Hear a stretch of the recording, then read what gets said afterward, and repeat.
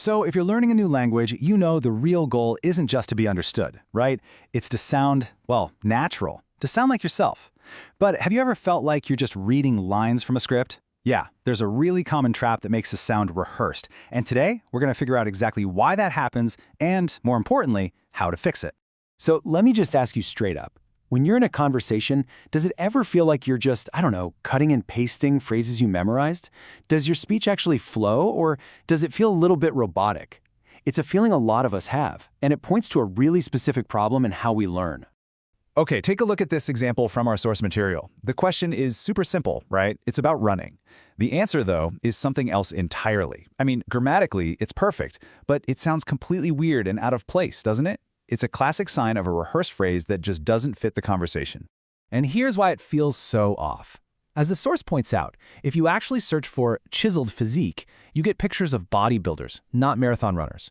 This just perfectly illustrates the problem. The speaker learned a fancy phrase, but they didn't learn its context. They're just trying to show off vocabulary instead of actually communicating a real thought. This brings us right to what we can call the memorization trap. It's that feeling you get when you use language that you know is correct, but it just feels wrong in the moment.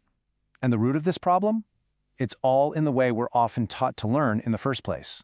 I mean, think about it like a simple quiz.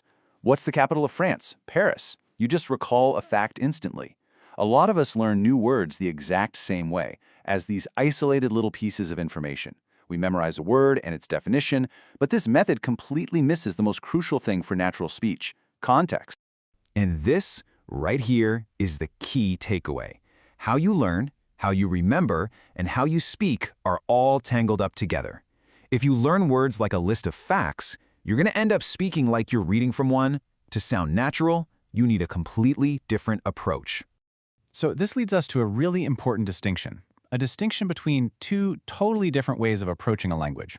Just knowing a word versus truly learning it for a real conversation.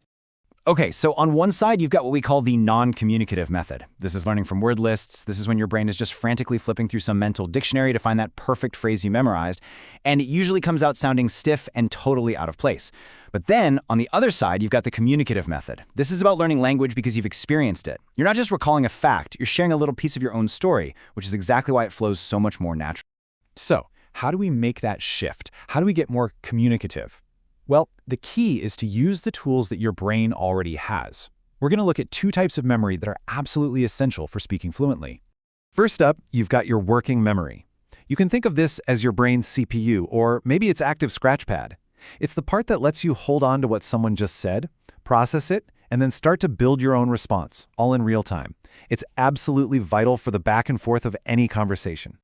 And now let's talk about the real star of the show, episodic memory.